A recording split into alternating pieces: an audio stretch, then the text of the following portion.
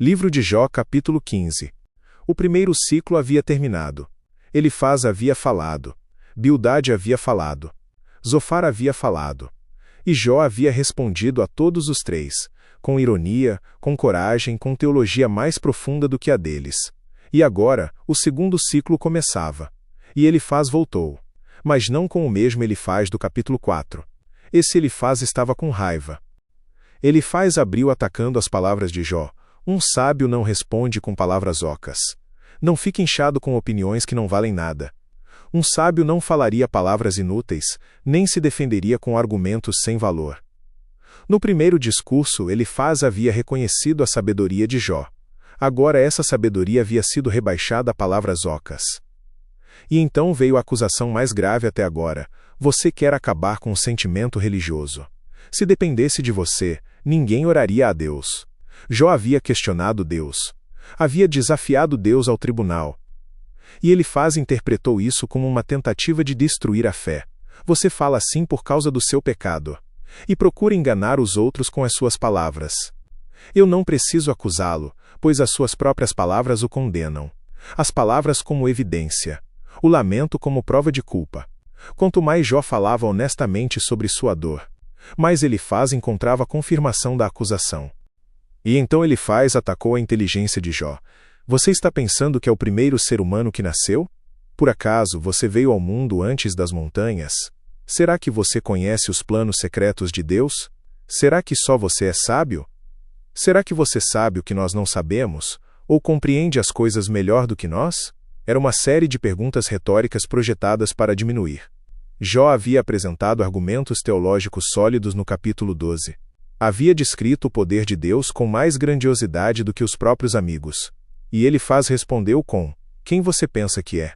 O que sabemos nós aprendemos com pessoas idosas que nasceram antes do seu pai. A tradição como escudo. Nós temos a sabedoria dos antepassados.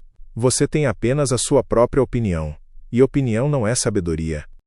Mas então Elifaz mudou de tom brevemente para algo que soava como cuidado. Por que você não quer aceitar o consolo que Deus lhe oferece?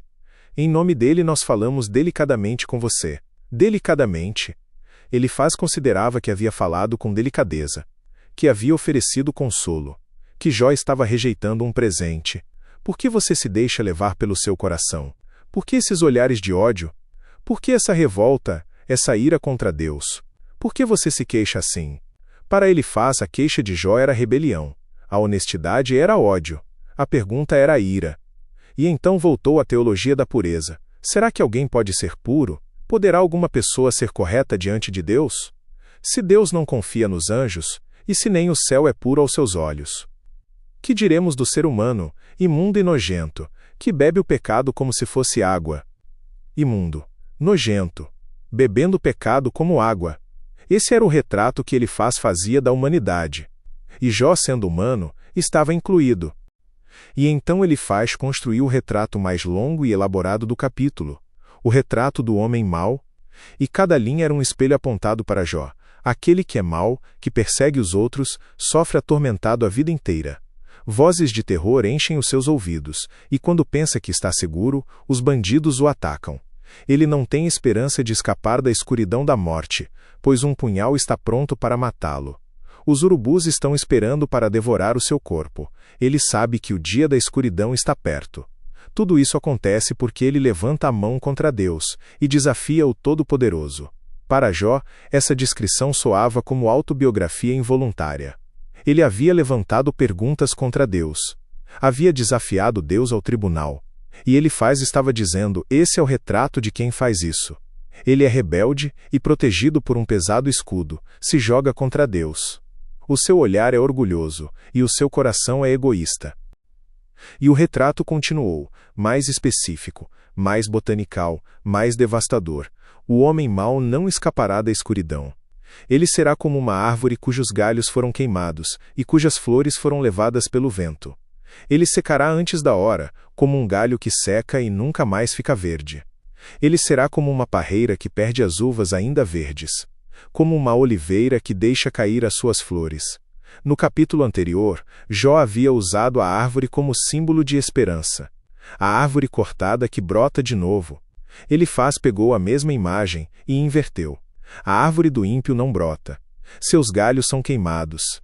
Suas flores caem antes do tempo. Os maus não terão descendentes, e o fogo destruirá as casas dos desonestos. Eles planejam a maldade, fazem o que é errado e só pensam em enganar os outros.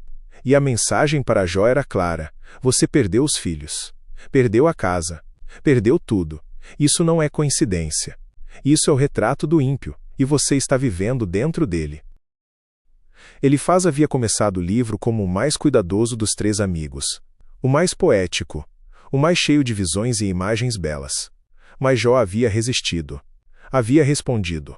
Havia provado que conhecia Deus tanto quanto eles. E isso havia transformado Elifaz. Do consolador ao promotor. Do amigo que chegou de longe chorando, ao acusador que constrói um retrato do ímpio e o espelha no rosto de Jó. Jó 15 nos mostra o que acontece quando a teologia encontra resistência e escolhe endurecer em vez de ouvir. Quando o conselheiro, não sendo ouvido, se torna juiz.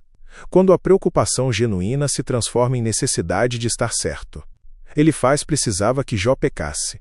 Não por maldade, mas porque se Jó fosse inocente, toda a sua teologia desmoronava, e era mais fácil acusar Jó do que questionar o próprio sistema de crenças. Cuidado com a fé que tem mais a perder com a inocência alheia do que com a própria culpa. Cuidado com a teologia que precisa do pecado do outro para se manter de pé. Creia, Jesus te ama e Ele vive.